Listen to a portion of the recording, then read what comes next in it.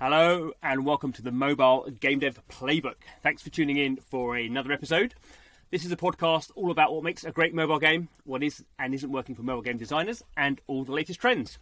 I'm your host, Jon Jordan, and we have three guests on the podcast today. So joining us, we have Altti Fromholdt, who is a content creator at GameRefinery by Vungle. How's it going, Altti?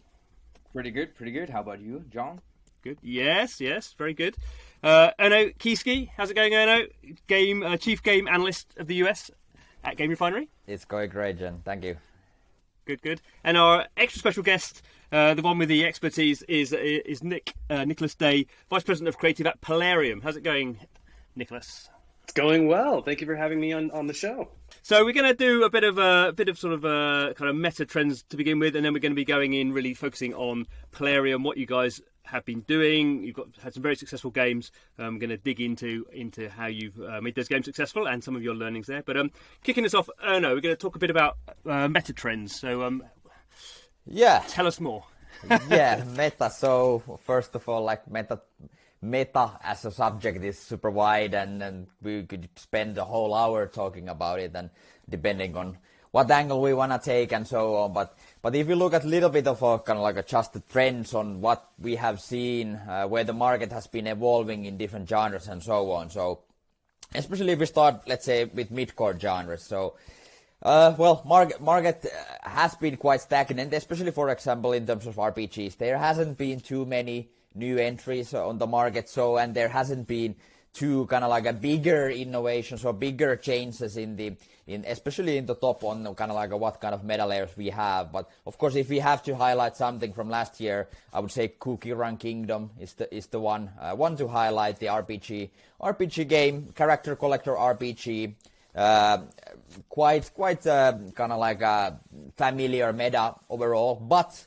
what it brought was some fresh air to the meta systems that they had. Did kind of like more focus on the base building side. So they had the base building meta over there on top of the character collector meta. So in a sense, a little bit kind of like elements that we have seen on like a city builder strategy games, and added that to the RPG kind of like experience. And kind of like funnily enough, if we look at the strategy market on like a mid-core side, we have seen for actually a longer period of time that many of these strategy games have been then kind of like putting more emphasis on the actual RPG meta elements and RPG mechanics. So having a much more heavier focus on the character features. So if we look at, let's say, State of Survival, very, very heavy focus on the RPG modes and are developing those characters. Or, for example, from last year, a game called Puzzles and Survival, one of the only few kind of like games that were able to enter the Top Crossing 200. And that game actually is a 4X strategy game that is matched with puzzle RPG. So you have your characters you're collecting, and you're battling with them in the puzzle RPG kind of like a format and layer. So those are, I would say, in the mid-core, the couple kind of like notions that I would like to highlight. Then, if we hop on a little bit on the other side of the spectrum and look at a little bit on the casual side, and what would be the kind of like a noteworthy things on the meta elements the games have brought and so on. So I would say one definitely a trend that is going on and probably is gonna still continue, especially now after like the post IDFA era of the market. So it's naturally the hyper casual games adding meta elements and bring this term that a lot of people are using, the hybrid casual approach to the game. So having the hybrid monetization of IAPs, IAAs, but having this kind of like a hyper casual is very appealing, highly marketable core gameplay. But then the meta elements are there to bring the kind of like a longer term retention and some of those monetization possibilities. So classic examples already years old are like Archers and Art of Wars and Mr. Out of Fires that utilize the RPG meta side. But if you talk about like the recent trends in that or in that market, is that especially in the top, we have seen multiple puzzle games actually that kind of like fall into this category. So during the past year, there have been one of the kind of like a biggest hits, I would say, from last year is a game called Gen Match, which is a game from a company called Good Job Games, which is a game that used to do kind of like a hyper casual games only, but now they brought this game called Gen Match, which is basically a solitaire mahjong game. So really simple, this kind of like a puzzle core gameplay, and they added a kind of like a really light decoration meta, what we have seen on many of the casual games.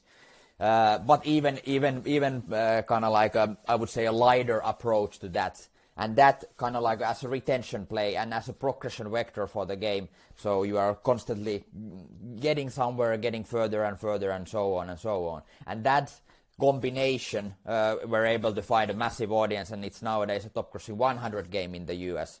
And really the same format what the game called Match 3D actually used, which is from Lion Studios, which is this kind of like a core gameplay, is really familiar to many hyper-casual puzzles. So there is basically a big pile of items, and you need to find the two similar ones and kind of like a combine that, and you have a limited time. And then on that game, the meta was actually, or you get kind of like a argue that is it even a meta, but they were kind of like heavily relying on the social elements. So they had a guild system right from the get-go, add kind of like a robust recurring event framework of having competitions and stuff like that, and that was the kind of like the meta element of the game. But the actual monetization and everything, it's still all about the core and so on.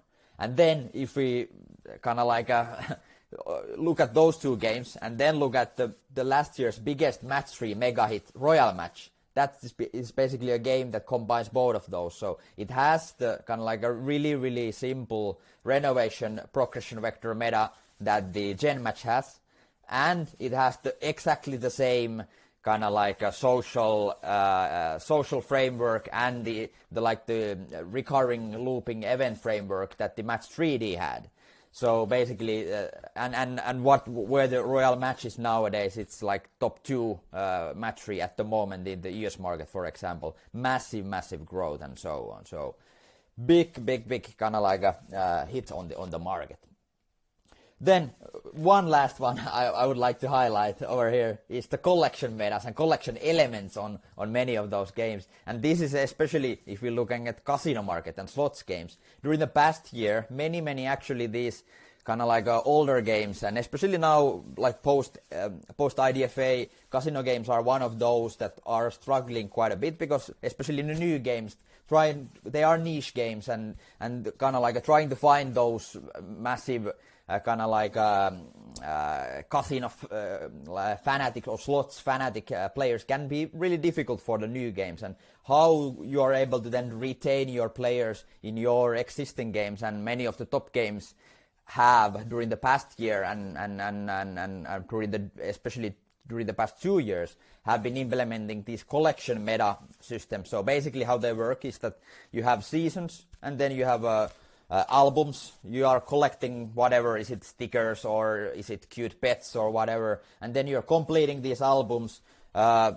Completing the albums, you get rewards from that. It doesn't necessarily impact the gameplay directly, but it gives this kind of like a sense of progression from session to session, and this kind of like kind of small meta element that you are going further and further, and you're collecting something compared to just spending money and just rolling the slots and so on. So those are some of the kind of like bigger trends that I would like to highlight. But like I said, we could talk about this for ages. You clearly could. I thought wasn't sure if you were going to run out of breath there, so I was going to jump in, and then you started on another one. meta on the meta. Yeah, it's always layers of meta, isn't it? It's kind of anyway. Good. So that's a good trend. You can never have too many metas, and the whole kind of mashing stuff up is clearly, we're going to have another year of that, of more sort of hybridization and finding clever ways of taking interesting features from certain genres and bashing them into other ones. That's a good innovation. Okay, so from meta, we're going to go on to something a bit more I don't know, unmeta. We're going to go on to talking a bit about Plarium and what you guys are doing there, Nicholas. So for people who don't know, we have actually mentioned Plarium quite a bit in previous episodes, but people who haven't heard those, can you give us in a nutshell version of what is Plarium, what sort of games is it focusing on? Oh, okay. So I can kind of give you I'll give you the Cliff Notes version of kind of who we are and where we came from. So Plarium is a subsidiary of Aristocrat. We were acquired a couple of years ago. So we're in the same corporate family as Big Fish Games, Product Madness, and that's been a lot of fun. That's actually been able to drive a lot of the success in recent years. We got our start in casual games way back in 2009, and probably the first big games that broke out into the Western market. First we did casual games, then we were developing mainly, back in the days of social and Facebook games. Remember those? Yeah, some of you kids don't know. So back in the heady days of social media games, we had some strategy games that were published mostly on Russian-speaking networks or in former CIS countries, like Odnoklassniki and a bunch of other ones. And then we broke onto Facebook with Total Domination in 2011, and from there we kind of built a kind of a kingdom of multiple strategy games in different settings and different subgenres, like Stormfall, Age of War, Soldiers Inc., Total Domination, Sparta, War of Empires. You'll see a recurring theme. So these games did really, really, really well on Facebook, and they not only paid our rent, but they also allowed us to go develop different game genres. So that kind of drove us into mobile. Our first mobile breakthrough hit was Vikings War of Clans, and that came out from our Krasnodar studio. It's an amazing game, still performing, still being played. And then from there, we made that kind of like triggered the jump to mobile. We went to mobile first.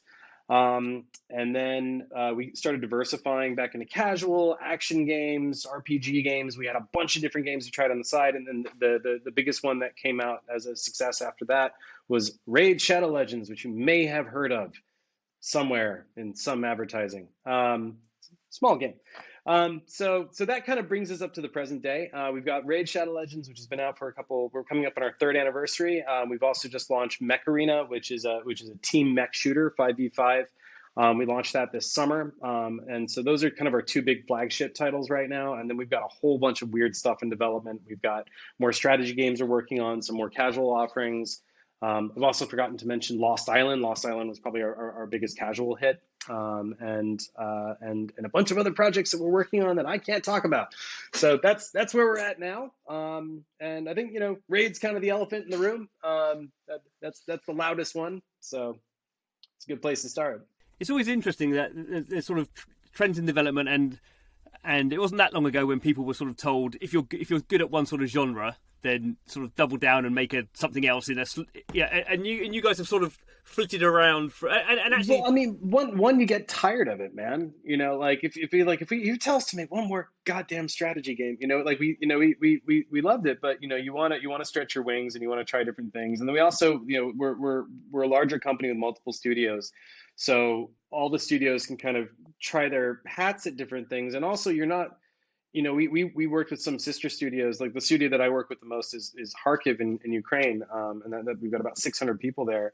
And because we have this expertise kind of distributed throughout the other company, we can lean on the other studios. So if we're starting to do a new genre, usually we're not going from scratch. Like we'll go and say, okay, what worked for you, what didn't work for you in this project, and we're able to recover a lot of that experience. Altti, sorry, you're our sort of expert. You're our external expert as opposed to Nicholas, who's going to be our sort of internal expert, but may not be entirely honest about everything. No, I'm sure he will be. But yeah, can you sort of set the scene for people who don't know about Raid? What's that game about, and why is it been so successful over 3 years? Constantly growing. What's been going on there? For sure. So of course, Raid, in my opinion, is a pretty typical turn-based RPG. With a really, really nice emphasis on the graphics. That's, for example, the first thing that got me to install the game back in the days. And funny thing was actually that I've used to play World of Warcraft quite a lot. So I kind of caught the org, and it was really familiar. And I thought that hey, I might want to try this game. And it's let's say it's really easy to get into the game. The first time user experience is pretty fast, and you can get easy access access to the game, and you can understand pretty easily what it's all about. And then, of course, the characters and all that. That's when you get sort of hooked. And then, in that sense, I would say it's sort of typical turn-based RPG, but really nice emphasis on the characters, which is, of course, all about the game. You're getting gachas and you're upgrading, your items, collecting those characters in order to, be different kind of levels and all that. Yeah, certainly. I mean, I had a similar experience. I'd gone through a few of those games, so I sort of just finished with sort of Star Wars, or at that time was coming out Star Wars Galaxy of Heroes, which was kind of one of the first big Western similar games, and there was also Marvel Strike Force that was going through a bit of a wobble at the time, since recovered. But I mean, Nicholas, I don't know how much you can sort of delve into that. I mean, it was clearly that sort of genre was at that point a sort of growing genre. Some people even said like, oh, it's done to death. Like Summoners Wars has already been out for how many years? My God! And then Marvel Strike Force you're right, they were kind of wobbly at the time, and Star Wars Galaxy of Heroes, and I think it was a weird time in the market because when we came in, a lot of conventional wisdom is like there's no room for another turn-based RPG like this, and yeah, and I think you're exactly right. Like when we made it, it was sort of there were a lot of Asian style gacha turn-based collection RPGs, and we were really doubling down into like we'll make one for Diablo 3 fans, or if you really like Dragon Age Inquisition and you don't care about cartoon characters, right? So we that was kind of what we set out to do, and it was also it's almost a trap too, because like it's very niche. It's not a broadly accessible, there's the pretty adult themes and like grimdark and all that, and we were a little nervous even we did it. We're like, oh, I hope the audience is there and I hope they like this kind of game. Yeah, actually I have to say that it's still like it's kind of like like you said, in a way it's kind of niche, but it still kind of amazes me that it's still so unique in terms of its themes and the way the kind of like the fantasy is this kind of like a really dark fantasy. If you look at the mobile game market, there isn't really almost any other kind of like that type of vibe fantasy games even nowadays in the market, which makes it still, to me at least, really appealing and unique in that sense. Yeah, and like the people who like it, they like it a lot, and like we and like our art and design team, we tried other iterations of stuff. Maybe we go a little bit lighter. No, we don't like drawing it, so we kind of like play to our strengths, I think. Yeah, and I have to give great credit, of course, to the art team because we've now discussed this quite a lot, but. There's been, of course, more and more new characters coming in, and we've always said it with Erno that look at, the graphics and, the design is really, really neat for each, new character that's coming out. So our game director, actually, this was his first, full game that he had complete ownership of, and he used to be our art director. So that was kind of his background. So he was fully coming from like that, almost that graphics first perspective. And that's, the team that he built, and like the passion behind that, it's just kind of like, that's been a guiding principle all the way through the game. That is Dimitri. I will not, yeah, you're out there somewhere, Dimitri. The only class I haven't liked is the dwarfs, but that could just be me. I was like, oh, not sure about these dwarfs. I can see what they're trying to do with the dwarfs, but it's not, And then the Shadow King. It's hard to do a different dwarf, I know, like, it is. Well, yeah, we'll just make them all Scottish, Like, one of the points we're sort of getting on here is you have this very deep sort of I guess what are they kind of faction systems? So I can't remember how many it's shipped with. It's like something like crazy, like 10 or 12, and then over time these new. Sort of design characters have sort of become available, and that's obviously a great retention mechanic. But clearly, I did wonder at the time. It also becomes a bit of obviously it's a massive issue because the more you make, then the harder it is to distinguish. New ones are harder to do, and basically you're kind of stuck to some sort of humanoid. They're basically all sort of humanoid, even though some are sort of dragons to some degree. And it was interesting that you launched with so much stuff. I mean, it was quite overwhelming when you started playing the game. It's just like this is enormous. This game, you haven't just shipped with a little bit of stuff. I mean, were you a bit nervous that there was so much in there that you were sort of creating a bit of a what over expectations for what comes next? Well, I mean, we didn't. When we launched, we weren't sure we had enough, to be honest. Because like some of the conventional. I mean, like how many heroes did Summoners War have? And like the content approach, from different gacha games. If you look at Summoners Wars, they were doing like different coloration schemes, so they can now we got 4 times as much content. And even when we set out to make it, we're like, okay, well, we don't need 1,200 champions because we're gonna just do so much with the ones that we have. And then we just kind of kept going. So I think now we've got to be pushing 700 by now. But in some of the examples on the market that we were looking at, we didn't think launching with 300 was enough. We thought people would burn through it pretty fast.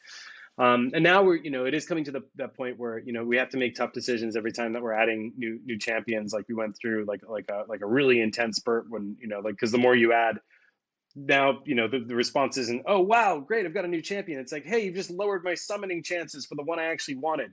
So finding that balance between making sure that they're still good, that they're still applicable, and that there's enough places for them all to have their unique role to shine in the game.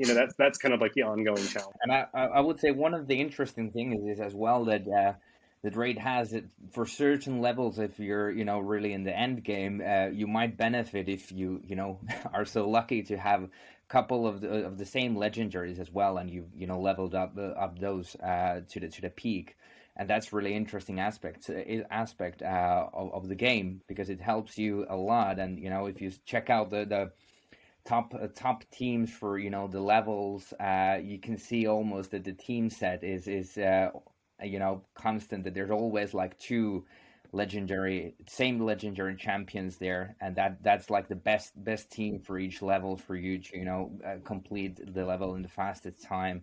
And that's also an interesting thing, in my opinion, for the end game, as legendaries are always hard to get, but getting 2 same legendaries, that's even harder.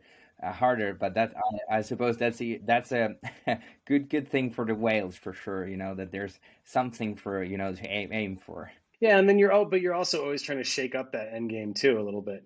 So like that, in the long term, what you've just described is bad, right? So what we're working on in the back, in behind the scenes, is going and saying, okay, where's that next progression level going to go?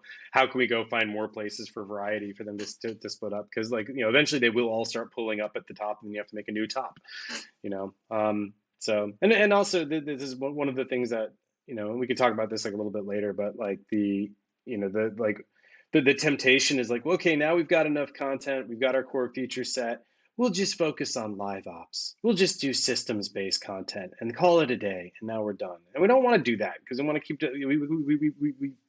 we feel it's important that we also balance that with new feature development and adding like whole new gameplay modes and things to do. So, but that's like the dark voice of Sauron whispering in our ear, like, just do systems-based, just do procedural content generation. Give yourself a break, Get thee behind me, Satan. One of the challenges you still have, because obviously the game, it's been out for a long time, and there are, as you say, there are these sort of people who are sort of getting to the state of sort of maxing out and sort of pushing at the available content, and they're sort of exhausting it. But equally, every day you get people downloading it for the first time. So you have this. There's always the interesting thing about sort of live games is you have this. I think sometimes one of the biggest sort of stretching points becomes the balance for the end game stuff, which always has to be, you don't want those guys to churn out, or those people to churn out, but equally you always want, and you guys have been, we'll talk about advertising later, but you guys have been very good at advertising this game across broad channels, so always bringing in new players, and you equally don't want it to be totally like, well, there's 700 characters in this game, I'm never going to collect them, which are there ways in which you can try and do that, or is that those are just fundamentally sort of different? Yeah, well, I mean, not all of them are good. And like not all of them are good in places that people care about. There's some champions that are good in very specific places, and you've also got like a lot of lower level ones and ones that are good at different points in the game for what you're trying to do. But it is a real challenge, and I think that is a thing that that we face as a new player coming in and going, oh, I'm never going to catch up to those guys, right? And making sure that you have satisfying gameplay experiences at multiple stages, and I think the early game is really satisfying. Like late game, there's tons of stuff to do if you're a senior player, and I think some of the challenges and like our current focus is making sure that we're also taking care of those mid-level players, the ones who've just come out of that early stage gameplay. They know what they're doing, and that they have enough to do, and also feel like they're not lost in an ocean of content. So it's and then we're always updating our onboarding as well, to make sure that the new stuff, all the new stuff that we've added in the past 2 years, we're actually explaining that to people who come into the game, when they come in.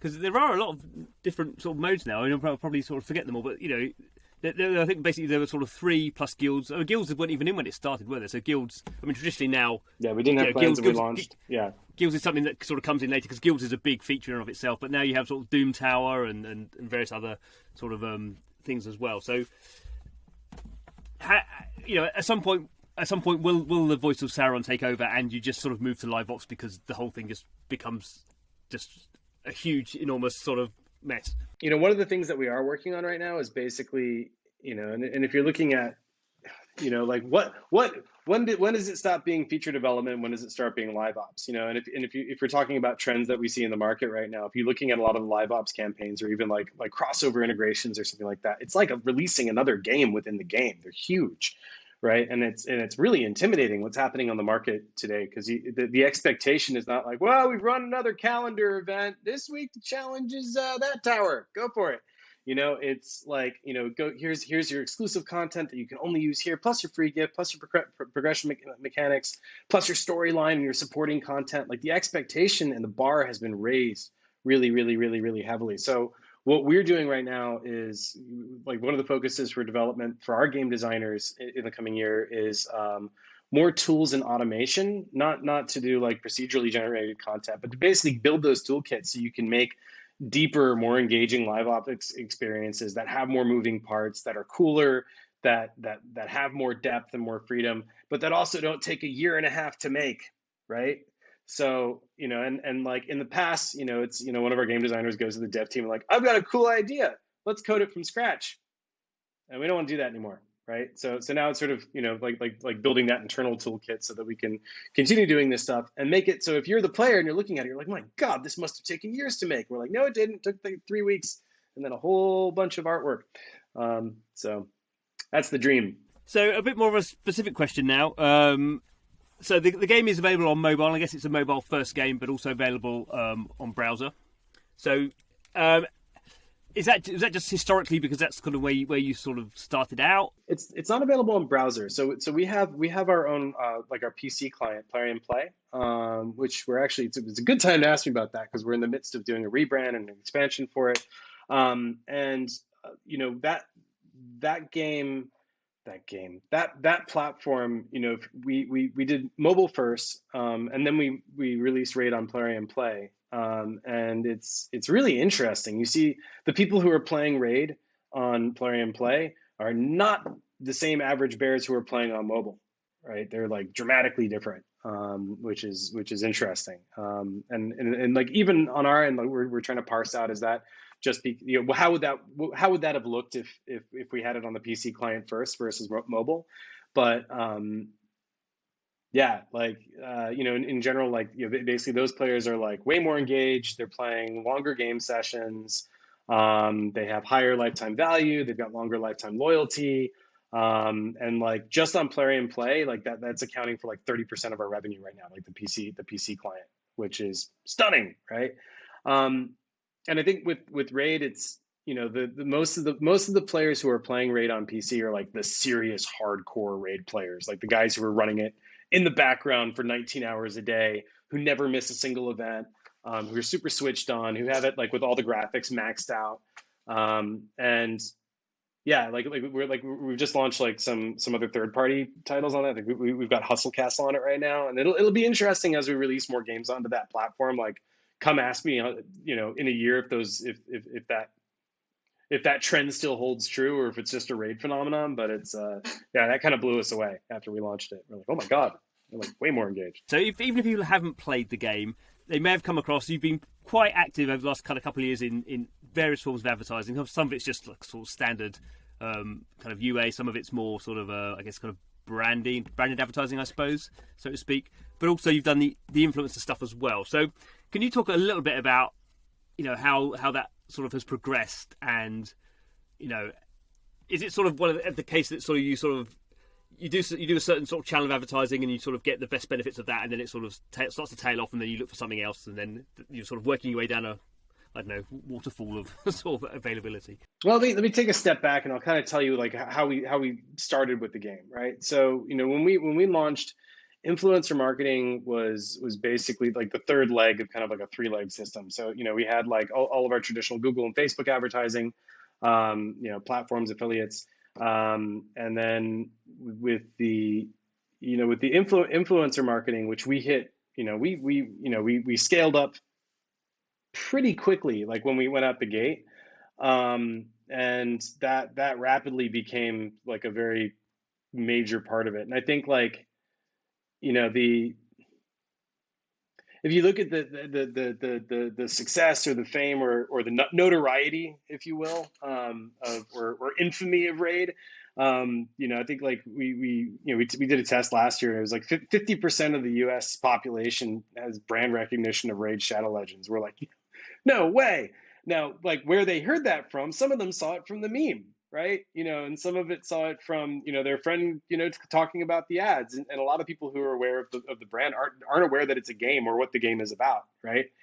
But we would never have gotten that kind of recognition if we hadn't gone that direction with the influencer marketing. And I think like, what you do see like over time with influencer marketing is like, you can't exhaust certain channels, like you don't see the same performance over time, and then you can't do the same thing. So as long as there's like enough new stuff happening in the game, or enough new content, or like there's enough new kind of angles to cover from it, you can get a lot of life out of those channels. But after a certain point of time, like, it's the same with performance marketing. I think now at this stage in its life cycle, like this is why we're starting to branch out and explore like other methods of advertising and more brand-based stuff. Because they've already heard about it, like especially on specific channels. You wasn't just doing influencer kind of advertising. Also, I guess most famously, you had Ninja as a sort of a character in the game. So that's obviously a fair amount of work integration wise.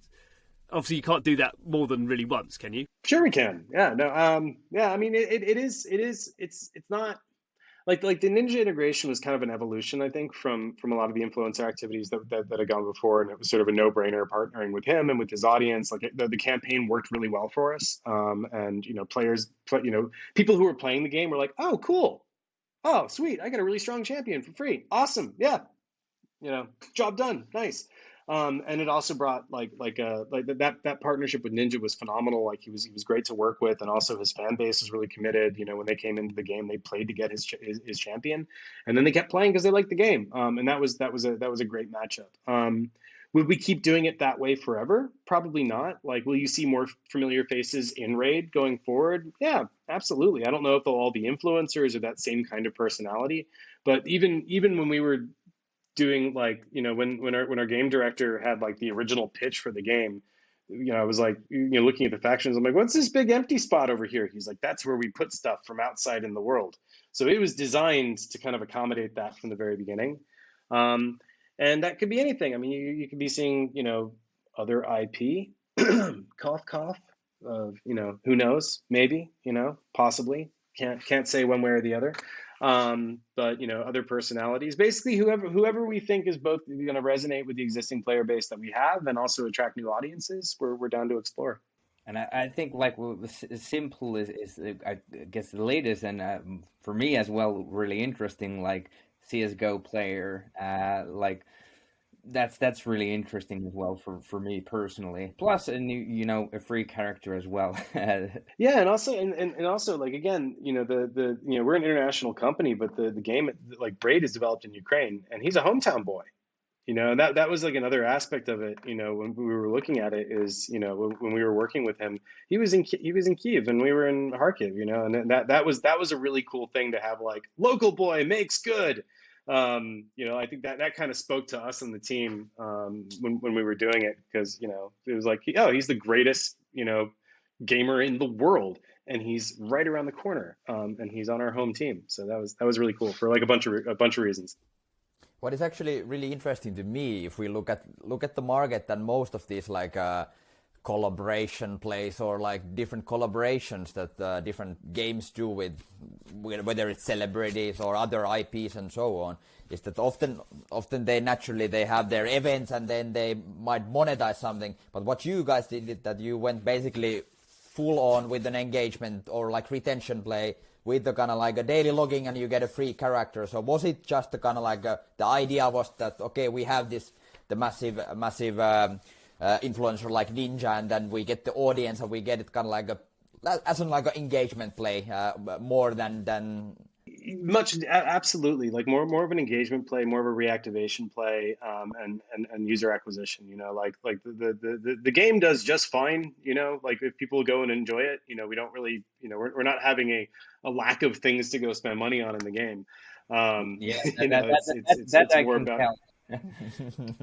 Yeah, I mean, we've got tons of content. We don't feel like the need to go and make more to monetize. So it's more about making sure everybody has a good time and has a reason to go check it out. So we're sort of coming to the end, but can we talk a bit about Mech Arena as well, which is the sort of more recent game and one that you've personally been working on. So I guess the first thing is broadly in the same kind of mid-core kind of arena, but it's a kind of a real-time 5x5, if I'm correct.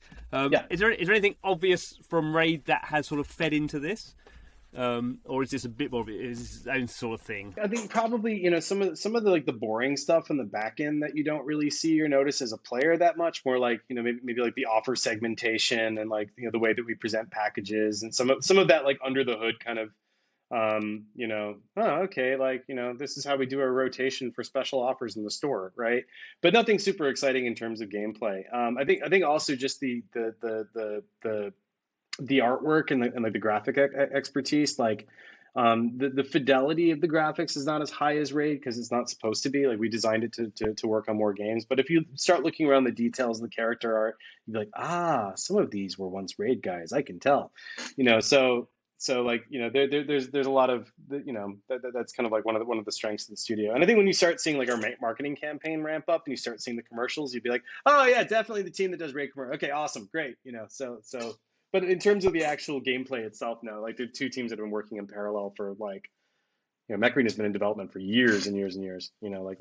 Side by side with Raid. Was this sort of thing where you were looking at the market and saying, this is sort of the game people want now, or as you say, this is something that's been in development for a while and it was just people wanted to make this game at the studio, and people said, "Yep, go ahead. This is going to be a good game," sort of thing.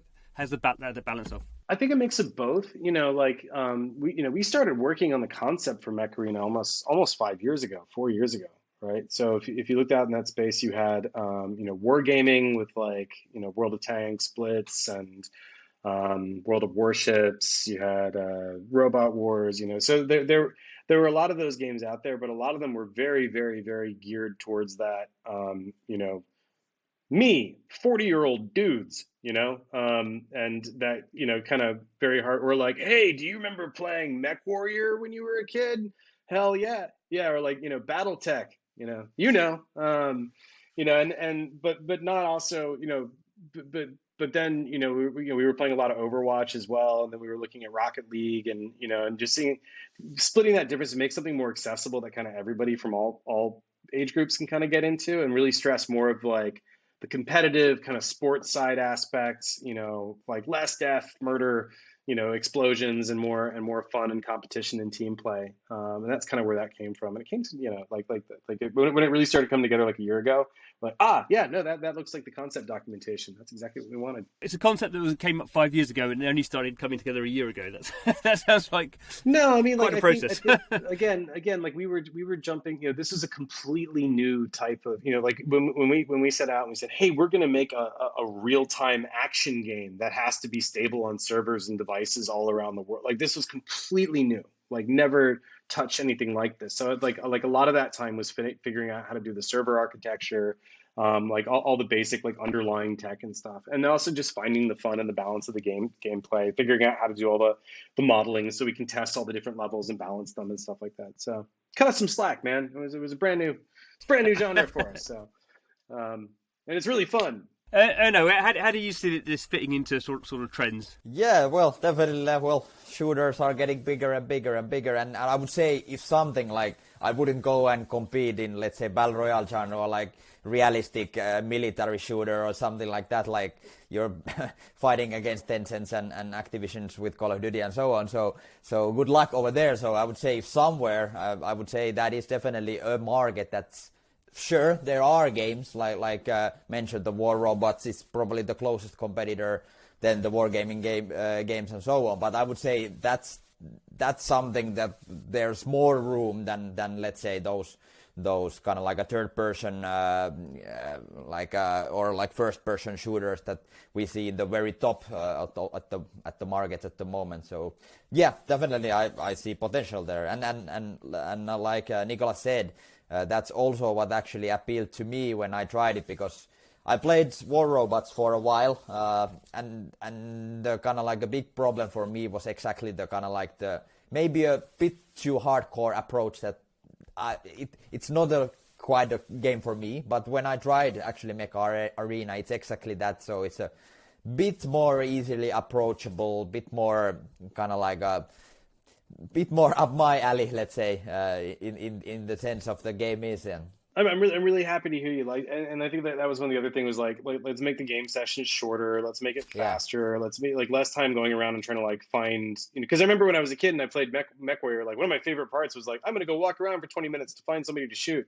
That does not work very well on mobile, So like with this one, it's just sort of like you jump in and, I'm blowing things up in like, a minute or 30 seconds or less. And that was one of the core pillars of the experience.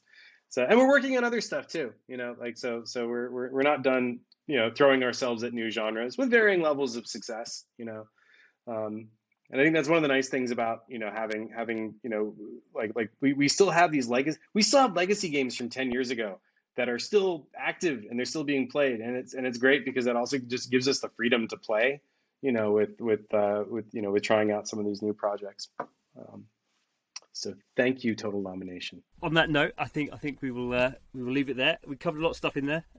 Thank you very much, Nicolas, for your enthusiasm and for talking us through some of that stuff. It was really, really good to know. Hey, thank you. And of course, Erno and Altti, thanks for your expertise as well. thank you Very much. And thanks to everyone for watching and well, everyone's listening. Some people are listening and watching, depending on how you're viewing us. Any feedback is always gratefully received. Of course, subscribe through your channels of choice. Every month or so, we are talking to the people who are building out the mobile game industry. There's still the biggest games sector as it is, and still growing incredibly quickly. And still these innovative products coming out. So keep it here to find out what's going on. But thanks for watching and listening, and see you again next time.